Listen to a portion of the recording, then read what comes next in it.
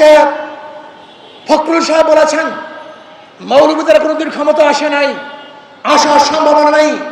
আমি ফখরুল সাহেবকে বলবো, আপনি মৌলবী হিসাবে মৌলবাদী বলে কাকে মিন করতে চান? কে মৌলবাদী? হিন্দু মৌলবাদী, খ্রিস্টান মৌলবাদী, বৌদ্ধ মৌলবাদী, না মুসলিম মৌলবাদী? ইসলামী মৌলবাদ জিন্দাবাদ, জিন্দাবাদ। ইসলামী মৌলবাদ জিন্দাবাদ, জিন্দাবাদ।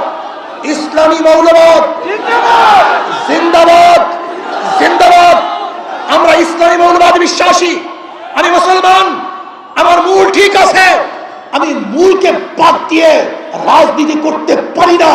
93% মুসলমানদের দেশে ইসলামী মূল্যবোধকে বাদ দিয়ে, ইসলামী মূল্যবোধকে বাদ দিয়ে কেউ কোনোদিন রাজনীতি করতে পারে না, পারবে না ইনশাআল্লাহ। কাজে আপনি যে স্বপ্ন দেখাচ্ছেন মৌলবাদীরা ক্ষমতা আসবে না, আসে নাই, সম্ভাবনা নাই।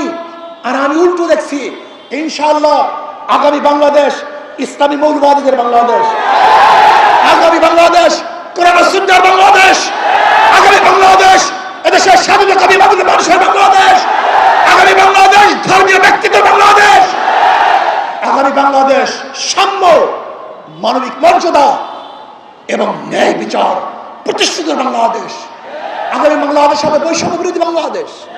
এখানে ধনী গরিব, শিক্ষিত মূর্খ, মুসলমান, হিন্দু, খ্রিস্টান, যে জেলে তাঁতি কামার মজদুর, যে সমস্ত ব্যক্তি যেখানে যেইভাবে শ্রম দেয় না কেন, প্রত্যেকের অধিকার বাস্তবায়নের বাংলাদেশ। এখানে পুরুষদের অধিকার বাস্তবায়নের বাংলাদেশ। এখানে থাকবে মহিলাদের অধিকার, এখানে থাকবে ছাত্রদের অধিকার, এখানে থাকবে শ্রমিকদের অধিকার, এখানে থাকবে নেতর, কামার, ঋষি এবং তাঁতিদের অধিকার। এই বাংলাদেশ সবার বাংলাদেশ, এখানে ভেদাভেদ থাকবে না।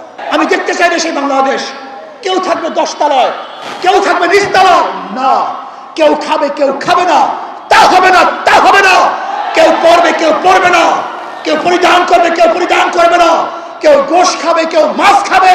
সেই বাংলাদেশ আমরা দেখতে চাই না। খাবো সবাই একত্রিত হয়ে খাবো, শান্তি সুখ করবো সবাই একত্রিত হয়ে শান্তি সুখ করবো, দুঃখ কষ্ট থাকবো তো সবাই দুঃখ কষ্টে একসাথে থাকবো, আরামায়েশ করবো সবাই একই সাথে আরামায়েশ করবো।